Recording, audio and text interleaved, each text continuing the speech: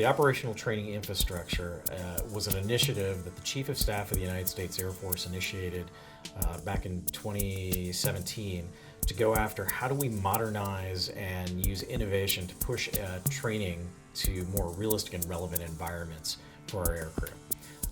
AFM's effort, in association with others, was to create an operational training infrastructure ecosystem, an environment where if we take away all of the legacy baggage of technology that we've used in the past to say, how would you create an environment that allows us to do this training in a realistic and relevant way?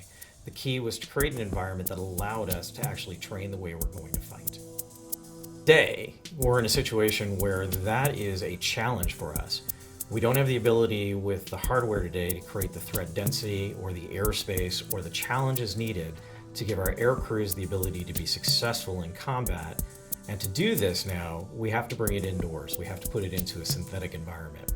The OTI ecosystem was designed to say, if we took away the legacy baggage of equipment we have today, how could we possibly create an environment where all of our simulators and all of our devices and our command and control assets could actually interact in a common synthetic environment to do realistic and relevant training? The goal of analytics within the OTI ecosystem is to enable operational readiness. Given that we don't have a strong, explicit definition of operational readiness from day to day or from commander to commander, we need the ability to build flexible, custom analytics basically at any given point in time, because the analytics that we want to build today are not the same as the analytics that we wanted to build 5 years ago, and they're not going to be the same as the analytics we want to build 5 years from now.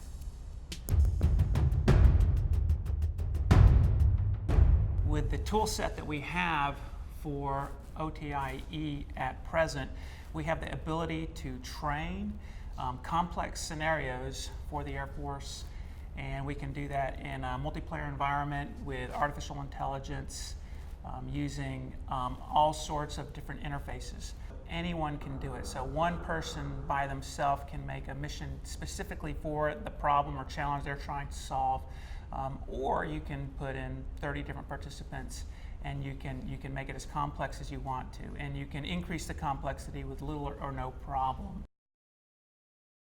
The next generation of technology doesn't necessarily require specific hardware in order to run. What should happen is the technology is built and the available hardware is there to meet the needs of that. If it's the latest generation GPU or just highly scalable CPU clusters, there should be a flexibility for companies to choose what they need to run on. The first thing I noticed with this system is that everything seems real. The ballistics is real, the physics is real, the weather is real, the electronics is real. When I look in the cockpit, the displays work. I can touch them, I can operate the multifunction displays, and the buttons actually take me to the next screen, and it's exactly what I would expect to see. What the OTI ecosystem is doing that's different from traditional training with regards to data is basically scale and reduction of latency. So the types of technologies that we're implementing, the cloud technologies specifically, will allow for all of this to happen at scale that it's just currently not happening at. So again, that would be analytics in real time or near real time. That would be the storage of terabytes, petabytes of simulation data across all the fighter wings in the Air Force, hopefully eventually across the entire DoD. I think it's going to get the most use down at unit level training. And that can be 1 against 1, 1v1, 2v2, 4v4, or just yourself practicing a scenario that is especially challenging for you because you're trying to learn how to think about it properly and to react to it properly. We believe in the OTI ecosystem that different pilots will interact with each other in different ways, and there are certain custom analytics that are capable of picking up on really nuanced interactions between pilots or players in the realm of video gaming, for example. We were able to construct a mission in the OTI ecosystem that allowed us to exercise not just 20 or 30 airplanes, but we had over 50 real airplanes, and then on top of that we had AI ground units and other vehicles and aircraft that were in the sim as well.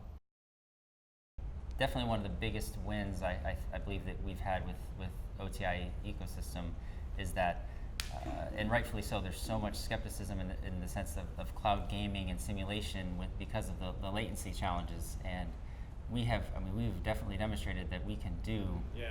We've done in our tests. We've done the 4K resolution games at 60 frames a second, with at 7 milliseconds per frame processing time and 14 megabits of bandwidth.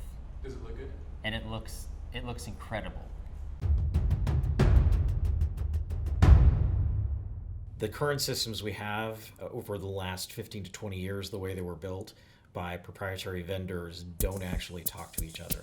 And so the ability to actually take different platforms, connect them together in a common environment has been a significant challenge. The OTI ecosystem did a fantastic job of showing interoperability, strictly based on the fact that all participants were in a common environment. You don't have to have interoperability if you are actually sharing the same space, which is a different way of thinking about the simulator problems, the synthetic environment, than the way we've done in the past. I think the coolest thing in this effort was the fact that we actually saw a significant number of players, more than what we're currently having in our synthetic environments, that were able in a low latency common environment to interact with each other in what's probably the way of the future. The beauty of this is it's ongoing. There is no desired end state that we're trying to achieve. 5 years, 10 years from now, the technology as it changes will drive us to what's going to be the art of the possible to give us the proper training we need.